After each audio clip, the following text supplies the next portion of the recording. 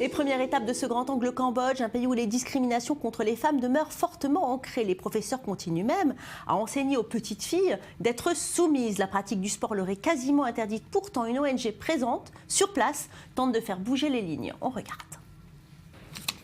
Sur ces rampes de skate de Phnom Penh, autant de filles que de garçons. Un véritable exploit au Cambodge, où le sport reste largement réservé aux hommes. Pour l'ONG Skatistan qui anime les ateliers, le sport est une arme d'émancipation. Nous voulons que les filles développent leurs aptitudes grâce au skate, qu'elles se débarrassent de leur peur. Nous voulons qu'elles soient elles-mêmes et vivent sans la pression de leur famille ou de leur entourage.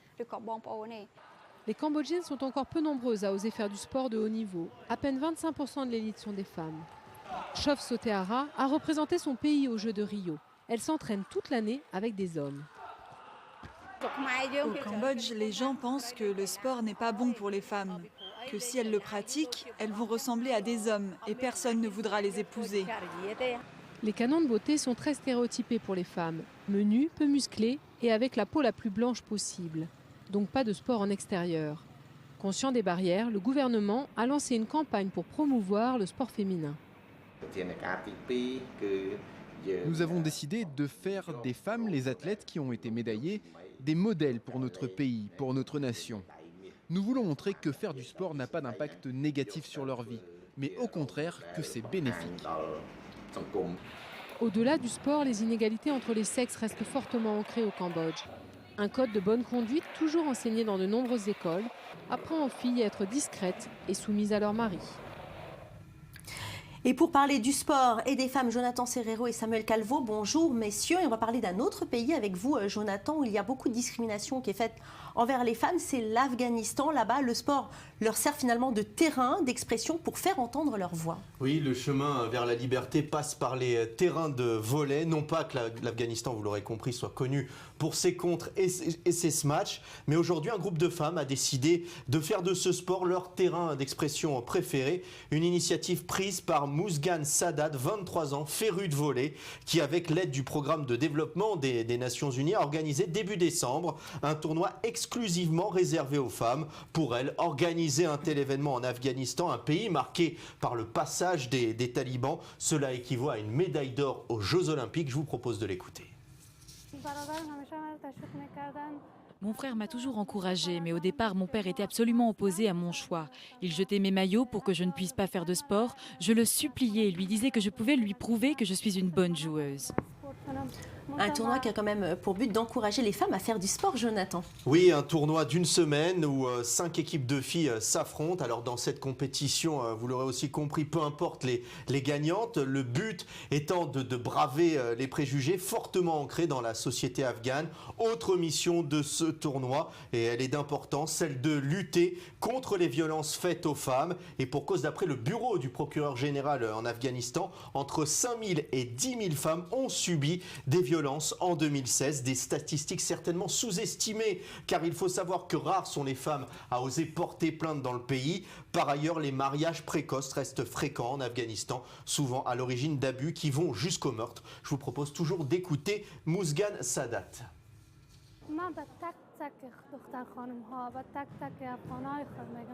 Je demande à tout le monde, changez de mentalité. Ne méprisez pas les femmes, ne leur imposez pas vos restrictions et oppressions.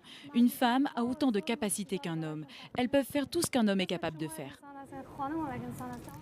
Et une mère et sa fille réunies sur un même ring, une situation jamais vue dans l'histoire du noble art. Un combat d'autant plus insolite qu'il se déroule, figurez-vous, au Pakistan, un pays où les lois de la charia islamique imposent aux femmes des règles de pudeur les plus strictes de la planète. Plus de détails tout de suite avec Cassandre Bergel. Faire de la boxe, une pratique sportive proscrite pour les femmes pakistanaises. Pourtant, Razia Banu ose solliciter la permission de sa mère, Alema Abdulaziz, de rejoindre un nouveau club entièrement dédié à la jante féminine. Une passion pour le noble art héritée de Mohamed Ali. La mort de la légende américaine l'année dernière l'a convaincue d'enfiler les gants et de monter sur le ring. Un temps perplexe, Alema donne son feu vert.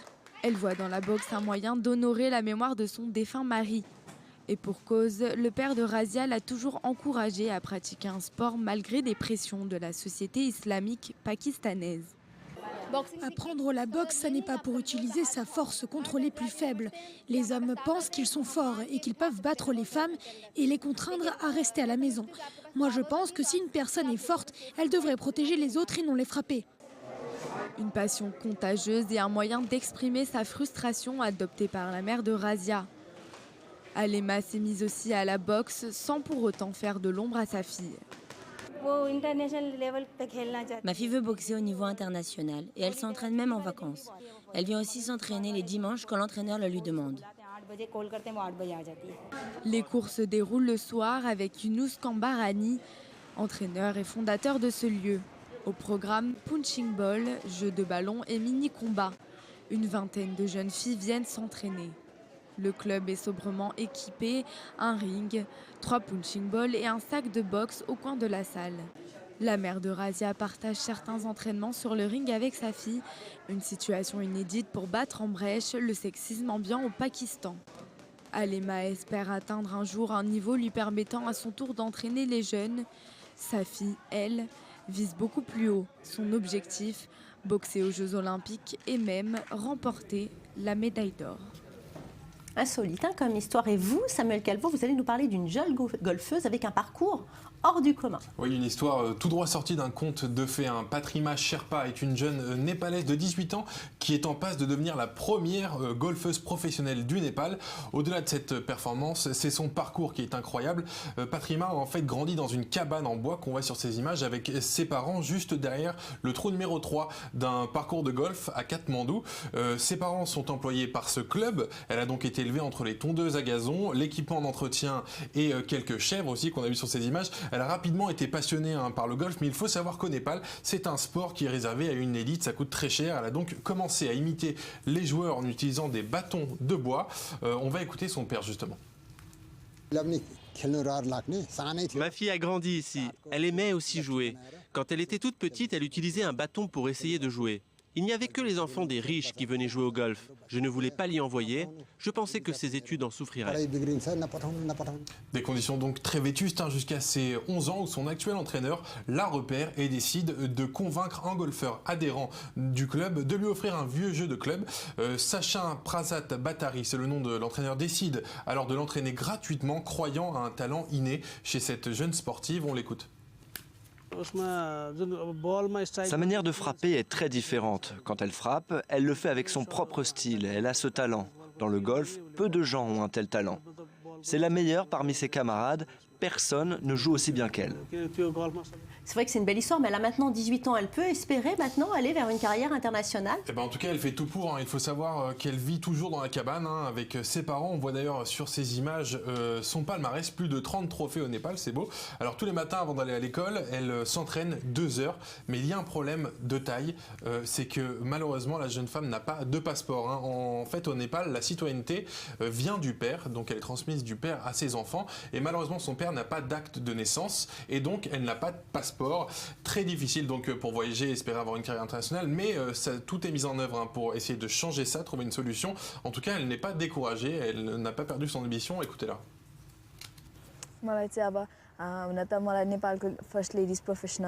Je veux devenir la meilleure golfeuse professionnelle du Népal, c'est mon objectif. Si je réussis, je veux retourner là où j'ai commencé à apprendre et aider d'autres gens comme moi qui ne peuvent pas se mettre à ce sport parce que c'est cher. Je veux me faire un nom au Népal, je veux aider les joueuses d'ici. Merci Samuel, merci Jonathan. Et une autre arène, d'autres adversaires tout aussi coriaces. Voici le nouveau quotidien de Daniela Larrea, l'ancienne championne vénézuélienne de cyclisme sur piste. Elle est reconvertie en femme politique, celle qui a participé 5 fois aux Jeux Olympiques et pour son pays devenue une farouche opposante au pouvoir du président Maduro. Andrea Benisti. Daniela Larrea essuie les larmes échouées sur ses joues. La tête haute, la cycliste sélectionnée aux Jeux Olympiques d'été à 5 reprises assiste à une réunion du mouvement qu'elle a rejoint, Voluntad Popular, un parti vénézuélien local. Sa notoriété, elle l'a mise au service du combat politique. Sa nouvelle mission, destituer le président Maduro. J'ai été traitée par eux comme une personne qui cherche la polémique, le conflit, parce que je signale des faits de corruption, parce que les fédérations ont utilisé et blanchi de l'argent pour leur avantage personnel. Les sélections nationales n'étaient pas les vraies sélections nationales. Beaucoup de gens ont tiré des bénéfices, les enfants des membres des fédérations, les proches. Des critiques mal accueillies par le pouvoir exécutif, son engagement lui a coûté de multiples menaces de mort. Et résultat, Daniela a demandé l'asile politique aux États-Unis. Elle habite maintenant à Miami où elle poursuit son combat. Ils ont un pays riche avec toute la richesse du monde pour le faire, mais ils n'en avaient pas la volonté ni l'intérêt de le faire parce qu'ils ne veulent pas développer le pays. Donc vous ne pouvez pas avoir comme président une personne qui est contre le peuple, malade de pouvoir et qui se moque de la société. Un engagement patriote renforcé par la crise économique et politique subie par le pays. Face à la pénurie alimentaire dont souffre le peuple vénézuélien, Daniela Larreal espère à travers son parti constituer l'aile dure de l'opposition vénézuélienne en pointant du doigt les faiblesses du gouvernement Maduro. Et c'est l'heure d'ouvrir notre séquence Chien et Chat.